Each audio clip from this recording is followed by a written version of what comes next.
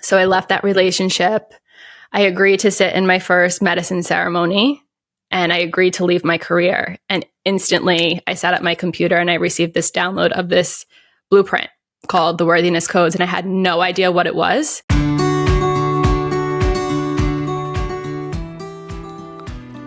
Welcome to the Spirits Beside Us podcast. I'm your host, Chris Lippincott. I'm an ex-Wall Street analyst turned international medium, spiritual teacher, and best-selling author. Each week we'll dive into the fascinating and uplifting arena of the non-physical world to help you deepen your understanding and spiritual connection to the unseen realm. We'll also share a behind-the-scenes look with others who've done the same and speak with experts in the field about their experiences. Pull up a seat and let's dive into these perspective-changing conversations.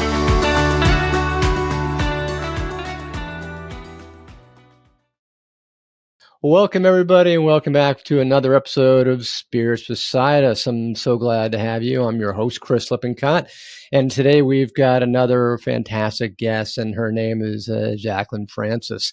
She is an Ascension guide and a spiritual life advisor. She's also a healer and empowerer of feminine confidence, and she's helping women reclaim their divine worthiness. So this is going to be a very interesting topic. So I just want to dive right in. So Jaclyn, welcome to the show. Thanks so much, Chris. I'm so excited to be here. Oh, I can't wait to just ask you 1,001 questions because there's so many things that you do that just absolutely intrigue me. I mean, you indicate you're an Ascension guide. What exactly is an Ascension guide? Yeah. So recently I had one of the biggest awakenings I've been through to date, and it was an Ascension journey. And on this journey, I was initiated into a blueprint that I received before even starting my own journey. And I know that one of my purposes in this life is to help guide others through ascension. So the way we can look at an ascension journey is through soul awakening, bringing yourself back into wholeness, bringing yourself back into your divine worthiness to live the life that you're most in alignment with, the life that you most desire. Interesting. And you also have mentioned the Worthiness Codes. So what are the Worthiness Codes and how did you encounter them? Was that on that same adventure?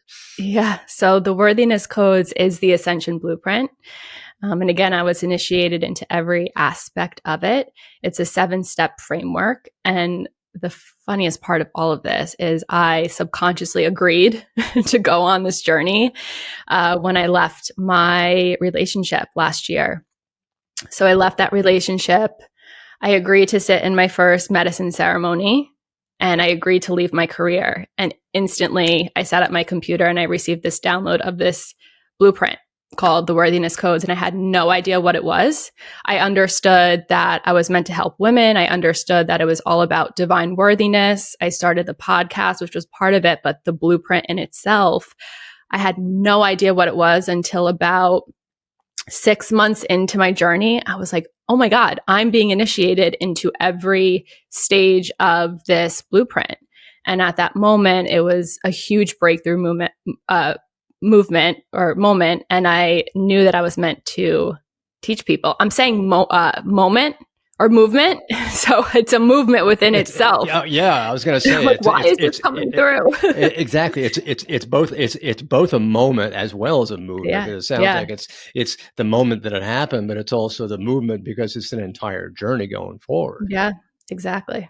Wow, it's insane. So was that how the spiritual journey began, or have you been, spiritual even before then? How long have you been doing this spiritual connection? Yeah, I like to say slowly awakening for the last 7 years or so.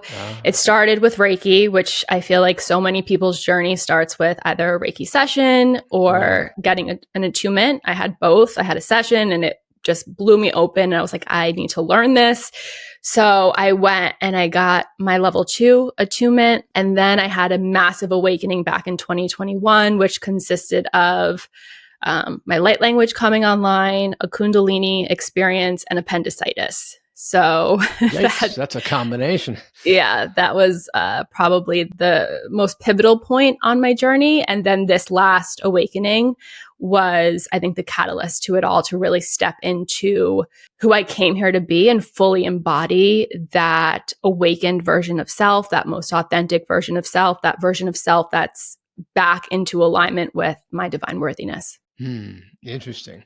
So, because it's funny, it sounds like I keep on encountering more and more people now who are saying, "Oh, I went to a Reiki session, I went to this session, and all of a sudden I started learning the light language," and it's like I'm hearing more and more people talking about light language. So, what's your description of how would you describe light language? What it is? How'd you learn it? And how important is it?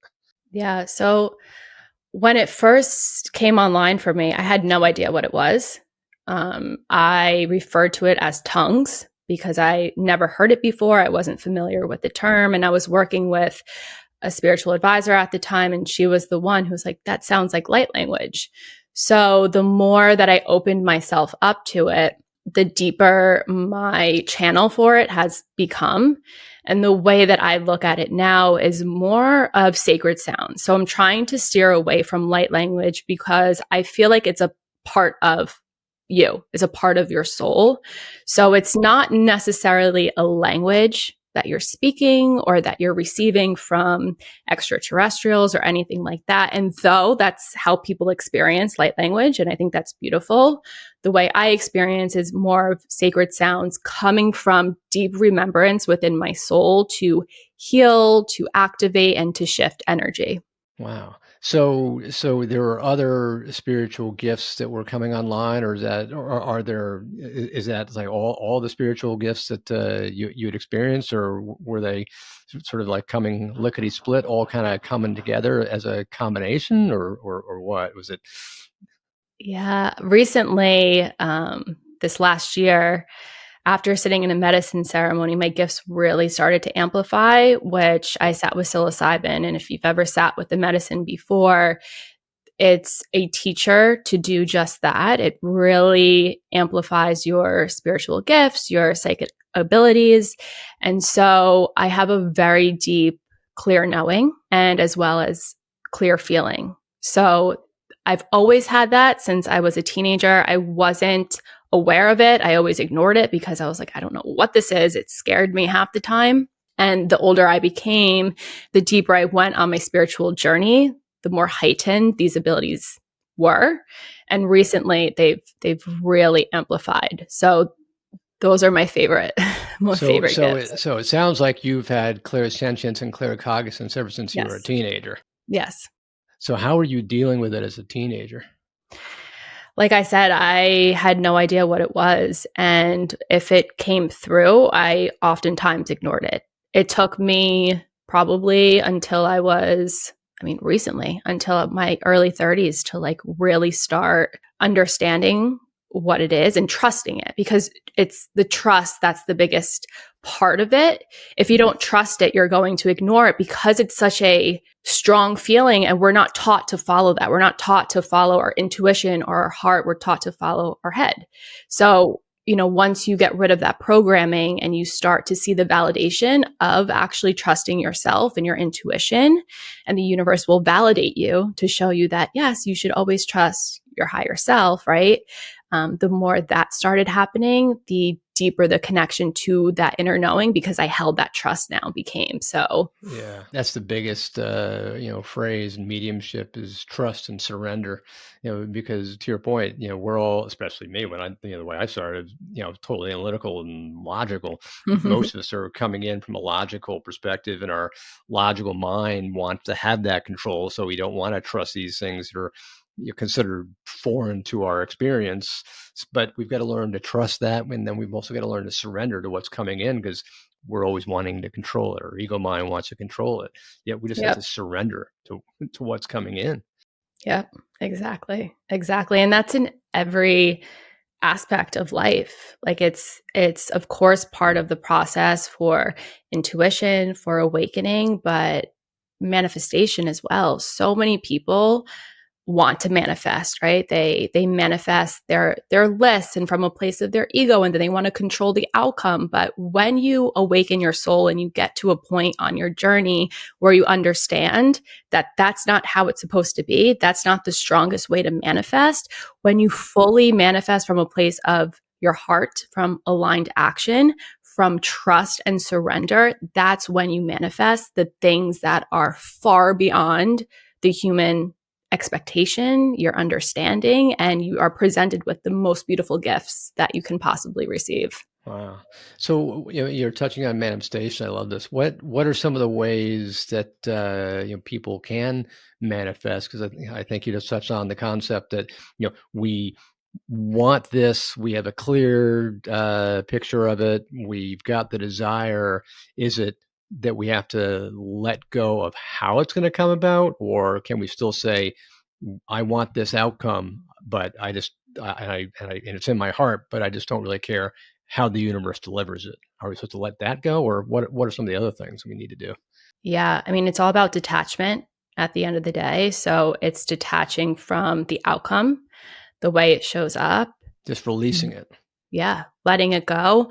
But it's also linked to energetics, right? So if there are blocks within you energetically, whether that's trauma or limiting beliefs, you're never going to receive your manifestation if it can't be received. If there's an energetic block that is not allowing it to come in. So to really be able to manifest, and I consider myself a very powerful manifester. I've always have been. Like my last relationship, I remember sitting there making a list down to his ethnicity, down to his work, down to him wearing a suit every day, like crazy little details that came through. And what I realized is it's very easy to manifest if you believe in it from the mind, from your ego, right? But that's limiting you because your ego has a ceiling when your higher self, the universe, God, doesn't have a ceiling. So when you can detach and really just drop into your heart and create that mind-heart coherence and manifest from that, while at the same time doing the inner work to allow the universe to speak to you, because the universe is always communicating to you, to understand, okay, this is showing up for a reason. This may be blocking what I'm actually manifesting. This isn't in alignment. So you have to shed the things in your outer reality to create space, and you have to go in and do the inner work to heal yourself, to create that space internally as well, to really receive from a place that's, outside the human constructs. Interesting. So when we're talking about the outcome, and it's got to be heart centered, does it have to be something that we say, okay, let's say I want a big house, or say something material, right? Do we have to then dive deeper below the surface and say, what is it that what's the feeling that I'm actually searching for, as opposed to the material thing that I'm searching for? Is it more feelings that we're ultimately looking for at the end of the day? Yeah, you hit the nail on the head. It's about feelings because everything is energy, right? So you can sit there and you can build your dream house on a list. And I don't tell, I think people should do that if that's what they feel called to do. But again, it's expanding on that, right? So sure, put your bullet points, what do you want your dream house to look like? But how do you want to feel every single day when you wake up in this new place? How does it make you feel? And it's all about the energy, because again, everything is energy. Yeah, exactly. 99.999% of everything in the existence is energy. Yeah. So says quantum physics. So I'm not going to Yep. argue with that. Yeah, exactly. So I think, people have fun creating lists, and it's something I've always done up until recently, because I've literally seen the shift, and I've seen how it has been limiting me all of these years. And I'm currently in the process of watching one of my biggest manifestations unfold. And it's just going back to the anchors of trust and surrender through the whole process, while holding the vision, right? Holding the vision in your heart, not your mind, and detaching from the outcome of how it shows up. Okay. What about those people that say, okay, well, I was looking for that, I was determined to manifest that material thing, whatever it is. And I, wanted that material thing. I manifested it, and I keep on manifesting these material things. Look at me, I'm a great manifester. So what would you say to them if they're the ones who are always thinking, hey, I'm able to manifest these material things? I would agree. I would say, yes, you're a powerful manifester, and look at that as validation to just how powerful you are. And I would invite them to expand upon that. Expand upon, okay, yes, you can manifest the things in the material through your ego, but take it a step further and manifest something of your heart with completely letting go, and see how it shows up and see what feels better for you. Because we're all here on our own journeys. Everyone's on a different level of soul evolution. We're not all meant to do the same thing in the same way. So manifesting from the ego may feel better for some people, but for people who are really on this journey into awakening, it's not going to feel good, because you understand living from the ego is not in alignment to where you're at in your journey. So it depends where you're at, but it should be a fun game at the end of the day, because it's literally reflecting to you that you're the creator of your own life. So when you can play with that, you're like, okay, I'm a limitless being. Let me just see how far I can take this and have fun with it. Yeah, I think you touched on something important. It's our self-limiting beliefs. Like, oh gosh, that feels like it's going to be so difficult. Like, let's say I want that dream house. Oh, that's going to be so difficult, but I'm going to do it anyway. Or I want that car. It's going to be so tough. But or I want $1,000,000. It's going to be. How do I do that? Well, I'll do it anyway. And I was going to push through it. But to your point, it's like, if you just say it's it's easy because I'm a creator, then it should be that easy. So it's almost like your mindset. Either it's easy in your mind, or it's difficult in your mind. Yeah, exactly. And it's, again, just going back to energy. It's like, you can have $1,000,000 and you can work and hustle to reach that $1,000,000 and be miserable throughout the entire process. And when you get the $1,000,000, you're still miserable. Or you can enjoy the process and be in alignment to the work that you're doing and receive $100,000 and live in full abundance, because your heart is cracked open and because you're enjoying life. So again, it is mindset, it is energy. So it goes way past the amount of money. Like, the amount of money, of course, is helpful, right? I believe everyone should be rich, everyone should be wealthy. But again, it's like, if you're miserable having $1,000,000, what's better? That, or having $100,000 and understanding that you're still abundant and you're living life abundantly? Yeah. And in both cases, what is it that you're ultimately seeking? Why are you that goes back to the question of why. Why are you seeking $1,000,000? Well, I want to feel happy. I want to feel full of joy. I want to feel free. That's what you're looking to manifest. Exactly. Freedom, joy, and happiness. Exactly. Why, I think for the manifestation process, why is something that you can focus on. And then it's detaching from the who, the what, the how, and the when, because those are what holds expectations. But the why is coming from the heart. So when you can really hone in on that, that's you being in alignment to what you're creating. Yeah, I think for people out there to focus on a manifestation, it should be, why do I want that? Go deeper, and what is the feeling I'm searching for, which kind of answers that question of why. If you're able to answer both those questions, then you've got your goal. That's what you want to put in your heart. Then let it go to the universe and watch what happens.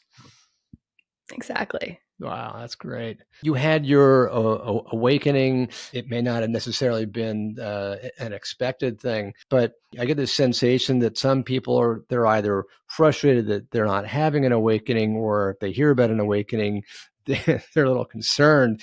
So why do you think some people are just not ready for an awakening, or they're afraid of an awakening, or they're a little concerned what's going to happen during an awakening? Yeah. So I always look at my own experience, because that's obviously the way that I move through life, is through my own lens. And that's how I teach as well. So just looking at what I went through, is I had this really deep knowing that if I went all in and let go for my awakening, my life was going to change. And of course, that's what happened, right? Like I had to let go of everything. I had this knowing that for some reason it was my relationship that was going to be the first thing to fall apart. And that scared me. I loved my life. I wanted to be with this person. So I held attachment to it and I didn't allow myself to fully let go. So most of the time when people feel resistance or fear to awakening, it's because it's fear-based, because they know, their soul knows, their higher self knows that they're not going to be the same person they are in the current moment. Because when you awaken, you are literally cracking yourself open to view yourself differently, to view your life differently. And in order to get to a ascended place of being, an awakened place of being, you have to go through a tower moment. You have to allow the things in your physical reality to fall apart. You have to allow the things internally to fall apart as well. So your soul knows. If you're called to awakening, your soul knows that things are going to change. And that's when the ego comes in with like, well, I want to keep you comfortable. So I'm going to present you with all this fear so you don't take that step. And safe. I don't want anything to change because we know that change and growth is painful. So we're not going to let you do that. That's exactly my role. My role is to protect you from pain. That's been there ever since you were born. So I'm going to prevent you from doing that. I'm going to prevent you from growing. I'm going to prevent you from changing. Ooh, God help me. Yep. Exactly. Wow. Okay. Yeah, that makes sense. Yeah, because I can remember in my spiritual awakening coming out going, what just happened and why do I have to change? Yeah. This is not, I remember thinking to myself going, this is definitely not different. I mean, this is not the same thing as I'm dealing with my finance career. This is just a little bit different here. Just a tad. Just a little bit. I mean, I'd say 180 degrees, like that's, so my ego was like screaming like, what the hell are you going to do? You can't do that. That's why I thought I was crazy. I was like, oh yeah, of course. Yeah. It's so true. It's so funny. But I mean, look, it's worth it. That's the only thing I can say. And I think every single person who has been through an awakening would say it's worth it. Though it's difficult and everyone's journey, again, it's different. Not everyone's awakening is going to look the same. But there are moments where you're sitting there and you're like, why did I say yes to this? Because once you say yes, there is no going back. Because you can pause and you can be like, I don't want to do this, but your soul is going to nudge you and nudge you and nudge you until you fully step into it. So it's a journey. It's an ascension journey. It's an awakening journey for a reason. It's called a journey, but it's so worth it because when you can understand the way that life truly works, when you can understand that nothing is outside of you, everything is within you. And I'm a type of person where, I'm very connected to the frequency of unconditional love. And that's how I live my life. And being connected to that frequency post awakening or during my awakening and getting to that point, like I would never want to go back to the person I was before this. Yeah, that's so true. I mean, I think you touched on something important. It's like another concept is that the journey never ends. Really, you may have awakened and unfolded, which can just kind of either be rather short or it can be relatively comparatively short compared to your life. But over that entire lifetime, it can keep on developing over years and years and years. And to your point, maybe you'll be going along and all of a sudden you're like, I don't know if I want to do this anymore. And so you just you scale back, you pause, you're like, let me see if I can quit. But you're always pulled back in. I mean, I can think just, recently I was kind of going, oh gosh, I don't think I really want to do this anymore. And I was having problems, and sure enough, what does Spirit come in and do? The very next session, it just absolutely blows me away. I'm like, okay, I guess I'm not stopping now. And they just keep on pulling. Yeah. It's like when they, for about 20 years before I had my awakening, they were dropping breadcrumbs in front of me and having me read all these books. And I was fascinated by all the topics and the readings, but I just didn't know why. I look back on it, I'm like, gosh, was I stupid? Spirit was just playing me, like Yeah. come here, little boy. We got something for you. Yeah, that's how it works, right? Oh gosh, yeah. It was like, they were the ones who kind of, got me all the way until finally they said, okay, by the way, here's your draft notice. you're inducted now. I'm like, what? I don't know if I'm ready for that. And they're like, you're ready now. Yeah, I love that. It's whether so you true. like it or not. Wow. So, I mean, just within the worthiness code now, it kind of makes me think, I'm not worthy. I'm not worthy. Is that part of it where we all kind of have that fear-based, ego-based concern that, like, I'm just not worthy. I can't deal with this. And is it somehow answer that, or is there something where it kind of steps away from that and quells that concern, that fear in a different way? Yeah, I mean, self-worth, being worthy, worthiness is your birthright. That's your birthright. We came here with such divine worthiness. We are worthy of being exactly who we are, fully living in our authenticity, and living the life that we deeply desire.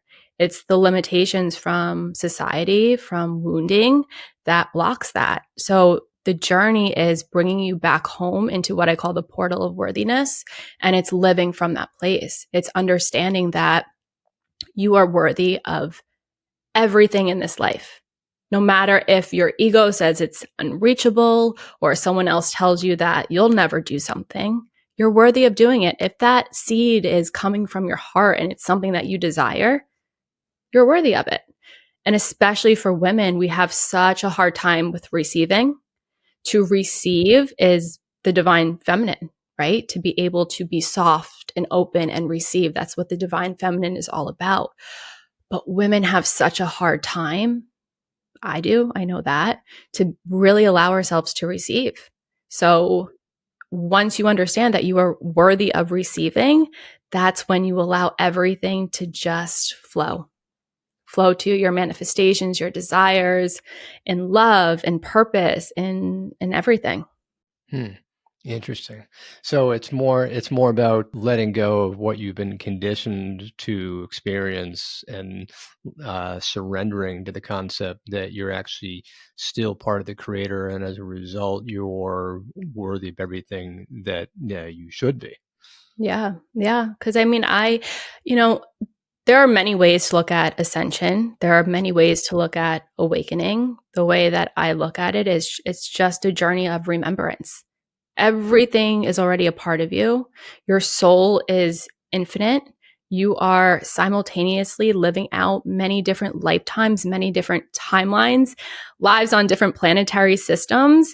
And you came here in this body, in this life for a reason. So it's just awakening the remembrance of those highest aspects of self as to why, and to embody that. And in order to embody that, you have to feel worthy of it, because you have to be able to hold the frequency at the end of the day. Interesting. So how do your clients come to you? Do they come to you in that same fashion where they are saying, I feel horrible, I can't deal with this, I want all these things, but I get it, and I want to change? Or how do you deal with them? What's sort of like the before and after? Yeah, I mean, it depends how I work with clients. So if it's one-on-one, which is funny, I started out this journey working with mostly men. And Okay. which I was like, okay, I'm meant to work with the masculine. And then when the worthiness codes came through, it was like, no, you're meant to work with the divine feminine. And I was so resistant to it. I was like, how? Like, what do you mean? All my clients are male. But so it just depends. Everyone's different. But with looking at women, the theme with women has been getting in their own way. Everyone wanted to either start a business or receive love or just become a better version of self, but somehow they've always seemed to get in their own way. And what I saw with, kind of this pattern and working with it is it comes down to trust. Trust is the first thing you need to do anything within life, especially to starting this journey in awakening. You have to trust yourself. You have to trust your soul. You have to trust the process. You have to trust that you're being guided to wherever you're meant to go for a very specific reason. And that's how my journey started for all of this as well. So it comes down to trust. So if you feel like you're getting in your own way, it's because you don't trust yourself. It sounds like such a huge hurdle if a person has had trouble trusting, getting out of the way and trusting what they're receiving. How can a person actually allow themselves to do that, to actually get out of the way, to start trusting what they're receiving? Is there something they have to understand? Is there something they have to practice or start doing differently? What's the mindset shift that they have to undergo in order to allow them to do that? Yeah, I say start small, right? I didn't. I left everything all at once, but that was my journey. And it was for a very specific reason. You just went down the deep end head first. You said, forget it, I'm going down. Yeah, I mean, I was guided there for a very specific reason. So I wouldn't suggest that people start that way. Start small. It can be as small as deciding what you want to eat, right? I mean, women, for some reason, we can never decide what we want to eat. That's just like a common theme. We're always like, if we're with a partner, you pick, I don't know what I want. But the intelligence of your body literally will speak to you and tell you what she wants to eat. So it's something that small. It's, okay, what do I want to eat?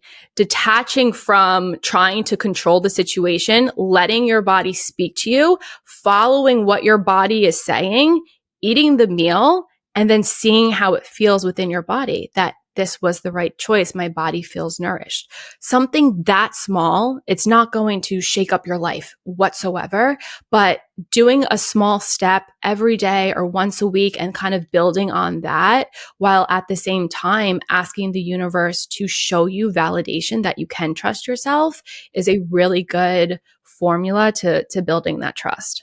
That's interesting. So it sounds like microscopic baby steps at first until you can start getting those validations. These are not like giant steps. So it's almost like the process of learning to trust your intuition, because there are so many times where somebody will get that gut feeling, like happens to me all the time, and I still ignore it. Where I'll get that gut feeling where I'll say I'm about to head out the door, and I get that gut instinct. I should bring that umbrella, but I say, nah. My ego mind just chatters away and goes, forget it. You don't need it. I'm like, all right, fine, I'll forget it. Like I come back, I'm soaking wet. Yep. And the number of times it happens is I've lost count, but. It's just from an intuition perspective. If a person were to, start carrying on their phone or on their pad or something, and to say, okay, well, I just got a gut instinct to do X, and you take down a note, and something like you do like your intuition diary or something for 30 days, and you start seeing, okay, what did each one of these intuition, pieces of advice tell me to do, and then you write out what happened. At the end of your 30 days, you take a look at the entire list of everything that came through, and like every single one of these things actually happened, and my gut instinct, my intuition was accurate. Yeah. And all of a sudden you're like, if that's not validation, I don't know what is. Yeah. So then pretty soon you start acting on it, and you're like, all right, I don't think I have to worry about it, because now I've got the validation in advance. Now I start doing it and I start practicing it. Ta-da, I'm now following my intuition. Same idea, I guess. Yep. Yeah, it's true. The thing is with intuition, it's the more you expand your soul, the louder and stronger your intuition will become. So it's a constant dance, right? Yeah. It's a constant dance with the weaving of this journey. And, when you start small, it's like your intuition will usually be subtle. So it's a little bit easier to follow, because it's not something that's going to shake up your life, right? That's why I say start small, allow your intuition to speak to you, because it will speak to you small. Again, it's an energy, so it's going to match where you're currently at. But the more you expand your soul on this journey, you're also expanding everything within you. So your intuition, your inner knowing is a part of that. The way that it communicates to you is a part of that. So the urges are going to be stronger, because at the same time, it wants you to grow. So it's going to test you. How deeply can you trust me? How deeply can you surrender? And when you get to that point, you're like, okay, I'm in full surrender, full trust. That's when the magic really starts happening. So if you're feeling hesitation to trusting yourself, to listening to your intuition, think with your mind. If you can just visualize, you're human, your ego sees through this lens, through your eyes, right? Yeah. What's happening around you on the earthly plane. Your higher self, your intuition, the universe, however you want to look at it, has no ceiling. And I know I said this before, but it can see out so much wider, so much further than you can. So it knows how everything's going to play out, and it's never going to steer you wrong. It's never going to steer you wrong, ever. Right. Exactly. So that's a mindset too, a mindset shift that you can have. Yeah, that can help. exactly. That's a huge mindset shift, because again, it's our ego that wants that control and is afraid of the what if scenario. It's like, what if I follow my intuition and it leads me astray? Or because we're always second guessing ourselves. It's like, remember back in grade school, our teachers would always say, never change your answer. Always go with your first instinct on the answer. I never listened. I always changed it, and of course, I got them all wrong. So yeah, right. I mean, there's proof positive right there that I got to be listening. But it always happens, because our ego mind wants that control, and it is never going to let go unless you do something about it. Yeah, at the end of the day, we're not supposed to detach from our ego. We're supposed to integrate our ego, right? So it's a subtle game kind of that you play with the ego, where you ask the ego to take a seat in the corner so you can drop in and listen to your intuition, while at the same time tuning into what the ego is presenting you with, so you can move through those limiting beliefs or through that fear. And as you move through it, that's when you're integrating, right? So everything is connected. Like it's just sitting here and listening to the conversation and what we're saying. Everything is connected. Nothing is separate. It's all linked to, one another. That's why an awakening is so beautiful, because you get to a point where you can literally start seeing the layers within everything and understanding things from like a much deeper perspective. Yeah, that's so true, because everything does have layers. It's interesting. Would you say that meditation would be very helpful in a situation like that, in order to help you integrate both the logical, material, egoistic mind versus the external mind, where you're actually starting to connect with the non-physical senses, your intuition, etc.? Would you say that your meditation would help you kind of quell that monkey mind, quell that ego mind? Yeah. Again, everyone's different. So I know meditation doesn't work for everyone. I started this journey years ago with meditating with guided meditations, and that really helped me. But I'm at the point in my journey now, it's to drop into a meditative state, and a state that helps me understand what's going on, what I'm working through, to listen to my intuition versus my ego, whatever it is. It's getting into a state that is meditative, right? Deepening the breath, moving my spine, moving my sacral, activating the Kundalini energy, and dropping in and channeling. So my voice is a very powerful conduit for energy. So I like to talk out loud through anything that I'm working with, from a state that is considered meditative, right? But it doesn't look like how we traditionally look at meditation, where you're silent and there's no thoughts. Like, that just doesn't work for everyone, because everyone's different. So I think dropping into a state that's meditative, and whether that's being silent, whether that's channeling and talking out loud, or whether that's journaling, yes, it's helpful. But again, it's not a one size fits all type of thing. Exactly. Yeah, because I know for me, at the very least, meditation was very soothing. It quelled all the stresses. It helped, push away and dissolve all, the anxiety, and get that mind to a place of peace and comfort, so that I could actually surrender, so that I could trust, so that I could connect. And that was really something that helped me kind of open up. And, because, these days our monkey mind's going so fast and our attention span is so short. We're just like, it's like, we're a cat put into an electric socket. we just have that, we're fried. We're on our phones 24/7. We can't deal. Yeah. Kind of going back to your teenage years, were you also, you said that you had the gifts, but you didn't know what to do with them. Were you also connecting with spirit at all at that age, or have you since been connecting with spirit? What's been your experience with spirit and everything else within the non-physical? Yeah. I mean, I was a wild teenager, partying, drinking. Like, that was my teenage years. Wait a second. That's every teenager. What are you talking about? So I was connected, but I wasn't, right? I mean, when you come here to fulfill a mission or to really tap into a specific purpose, that's a part of you. So you're going to know that, but you're not going to be aware of it. So it was subtly speaking to me. I was interested in astrology in high school. I would always look at my birth chart. I wanted to go to acupuncture. I remember my mom finding me like the one acupuncturist in the area, and I would go and see him, and I was into like herbs and all of that stuff. I would pray at night, not to like a religion, but just set my intentions in prayer. But again, it's like, I didn't know what I was doing. I just did what felt right to me. But really being able to connect to my higher self and my guides and whoever is on my team, my ancestors have recently been coming through a lot.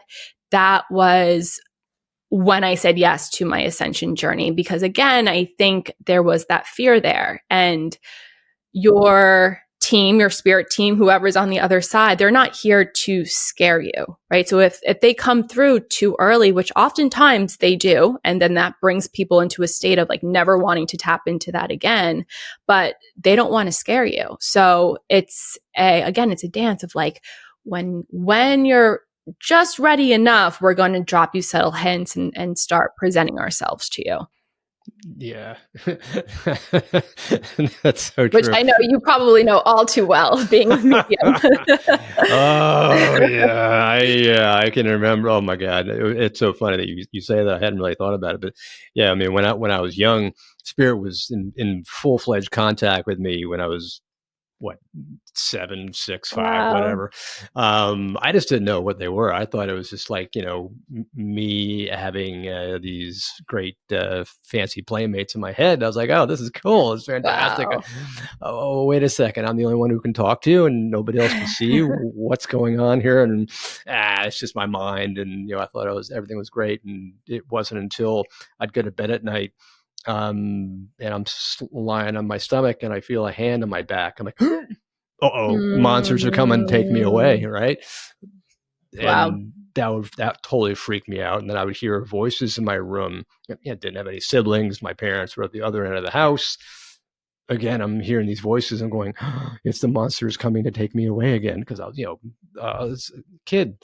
And I was also, somehow I was still, I guess we'd watched either Hollywood ghost stories or something. So I was still conditioned, on monsters and ghosts and all the meanies that were out there. And so this kept on happening. And eventually I just begged them to go away. So got my wish. They went away for a couple of decades. Wow. But for years as an adult, I could never figure out why I was still deathly afraid of the dark. Because I would always turn and I could feel there was something behind me. And I'm like, oh, it's just my fear of the dark. Well, now I look back on it, I'm like, hindsight's 2020. The whole darn time, I was sensing spirit right back there. I'm like, I didn't know what it was. Yeah. It wasn't until my awakening, and spirit, to your point, they said they'll keep nagging you until you're ready. And they did the breadcrumbs, everything else. And eventually it was like, oh, okay, I get it now. But yeah, there's so many times. I can even think of Mavis Patilla, famous, medium, 50 years in the making, 50 years of mediumship. And when she first saw spirit as a young woman, she just freaked out. She thought she was going crazy. Her husband thought she was going crazy. And, they kept on saying, listen, until, it was something along the lines, if you ever hear us say something that goes against what you want to do, or make something a mean, forceful intention, then you'll know we're evil. Otherwise, if you feel that we're kind, if you feel that we're here to try to help you, then go with us. And it was this whole conversation back and forth. But she too was like freaking out in the very beginning, and that's what happens with so many people. Yeah, I can imagine. I'm not a seer, so yeah. Which, who knows? It may not be a part of my journey. It just may not be the point of my journey where I'm supposed to tap into that yet. But yeah, I can only imagine how scary that is, especially as a child. Oh my God. Yeah. I mean, I don't see him with my eye. Mavis is one of the few people who can actually, she's got objective clairvoyance where she could actually see them. Even her guides were stepping in front of her. So she's a very unique case, very well known as a result of that. But yeah, for me, it was just more of a, all kids are opened up to spirit because they haven't been told to think logically yet. So their logical brain has not kicked into the point where that's the way they're thinking. They're still in a very creative state. They, play and creation is their primary mode. Yeah. Imagination. That's the way they live. Yeah. So it's not until they get into like third grade, maybe, that children are taught to think very logical. This is the way you have to do it. You're starting to get homework and, put away all those childish things. It's now time to grow up. Huh? Yeah.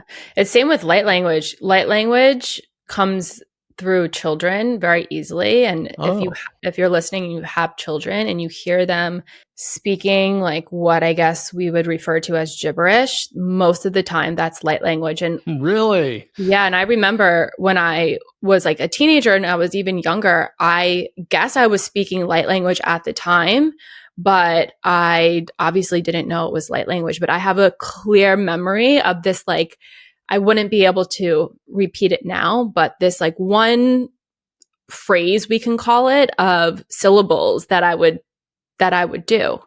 And I'm like, I believe that was my light language trying to come through at a younger age. Interesting. I had never thought of that, because I can remember many times when I was young speaking gibberish, and I had no idea what it was. I mean, I don't know if it was gibberish or if it actually was a form of light language trying to come through. I have no idea. Yeah. But it's interesting you say that. Because now I can specifically remember doing that. Like, I don't know. Maybe it's in there somewhere and just hasn't turned on. I don't know. Yeah. Yeah. So if anyone's listening and you have children, just take note of it. Like, see if you hear them speaking something that you're not familiar with, definitely don't ask them to steer away from it, but just bring your own awareness to it, because that's what we have to do, especially with, I think, the new children that are being born. They're so gifted, and as parents, like, we have to be able to allow them to be authentically who they are, because they're here to really help guide humanity. So it's important to just be that container for them. It's so important, because there's so many times children have been shut down where they were talking, to a person in spirit, and kind of the way I was, but in many cases, they're the ones that are actually having a conversation with a person in a chair, and the parent comes in and says, "Who are you talking to?" And the child says, "Well, what? I'm talking to grandma." And the mother says, "How dare you? You can't talk to my mother that way. She's not here anymore. Stop." And so they get all upset, when in fact it's actually grandma that they are talking to. Or they start talking in some way, like, "Oh yeah, I've got my friend Mr. So-and-so," and the parent gets all freaked out and says, No, you that's not right. You shouldn't be doing that. Don't say no. be curious and actually try to understand more of what it is that they're doing, because it's more than likely that they are actually communicating with spirit. They're actually communicating with a loved one who's actually on the other side, connecting with the child, because that's the only person in that family that's actually open enough to Yeah. communicate. Yeah, that's so true. And I think it's linked to the reason why more and more people, but women especially, are feeling the call to awaken, is to be able to be the vessel for these children to come through and be able to be the container for, to be the guardian for them as they step into their own gifts, because we're just seeing the children that are being born, like it's wild. Yeah, yeah, it's true. And also, you've got, there's so many women who have the gift of connection, the gift of mediumship, the gift of spirituality, because women are much more right-brained than guys are, and women's creative ability is out the door. It's huge, and the right hemisphere, because of that creativity, leaves them so open. And the emotional component allows them to connect and to be that much more sensitive to what's coming through, whereas men are so much more logical, so much more shut down, not in connection with their emotions, and they're not as sensitive. They're less able to connect because we're blocks. We're like cinder blocks, and we're like toy soldiers made out of concrete. Yeah. That's the way Yeah. I would describe it. Yeah. I mean, to take it even further through the lens of spirituality, like, women have wombs. Having a womb is the direct vessel into creation, into source. Yeah, So absolutely. Yeah. it's through that, which, our womb space has so much trauma, which is why women are so disconnected. But when you allow yourself to move through that trauma, you're literally opening your portal into the other side. So that's why women are just innately more connected. I think we are, as females and males, very, connected. We have the ability, but just innately women have that deeper connection because they have a womb, which is a portal.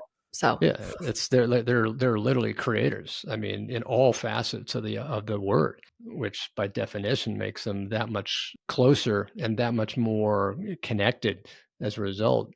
And it's also the emotional capacity and the emotional sensitivity that allows women to connect that much more, because they're able to feel into the feelings of the person in spirit.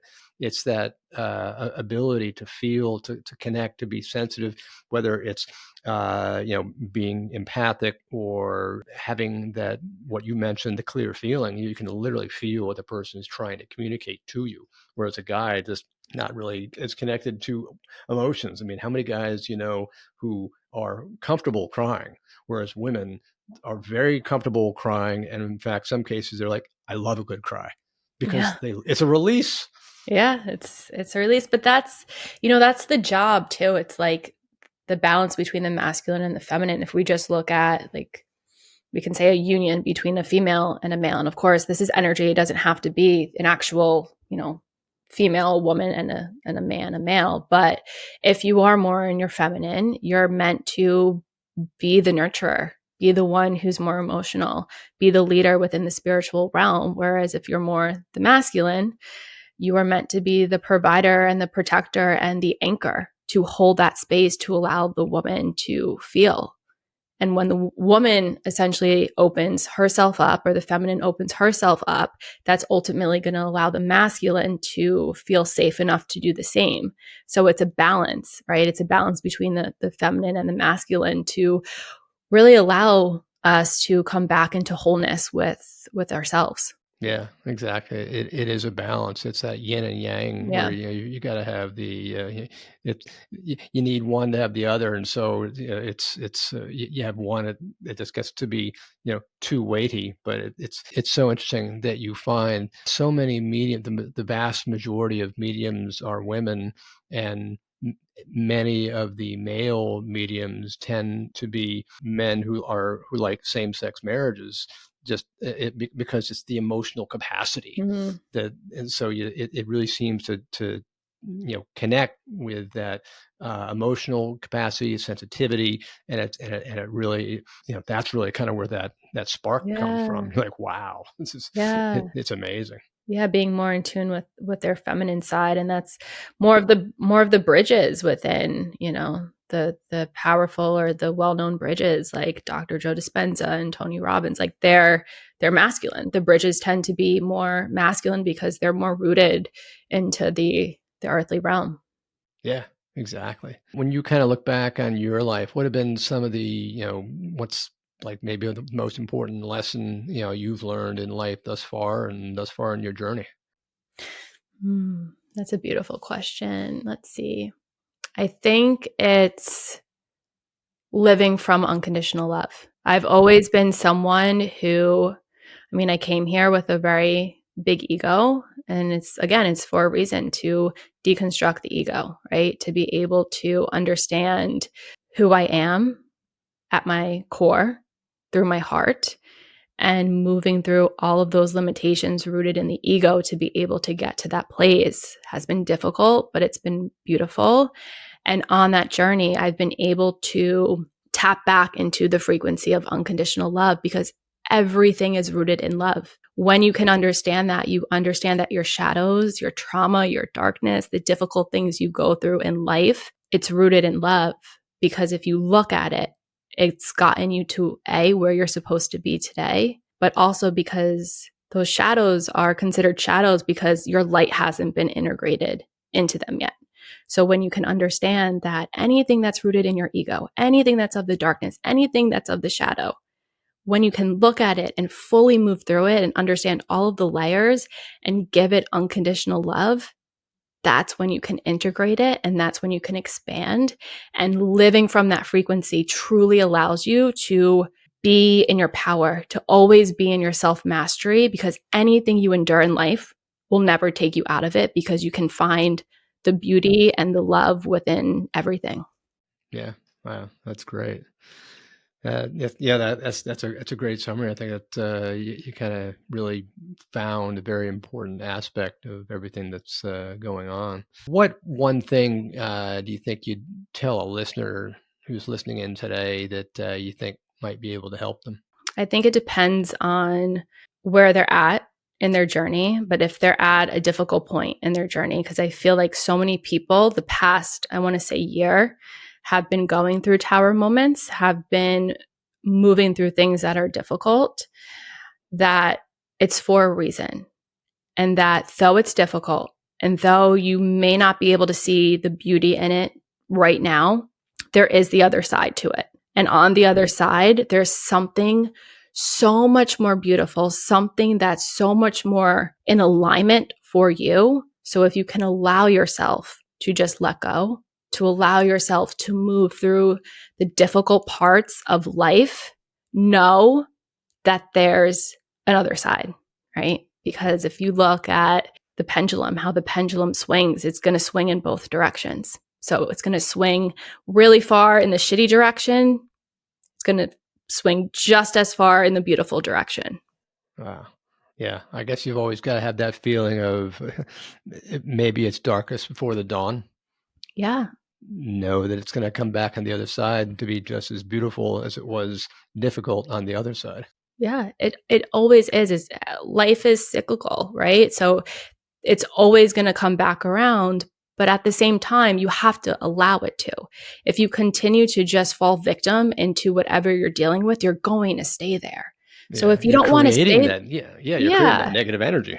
Yeah. So if you don't want to stay there, become aware that you're able to move through it. And if you're aware of that, then you can actually take the steps to move through it while holding the knowing that something more beautiful is waiting for you.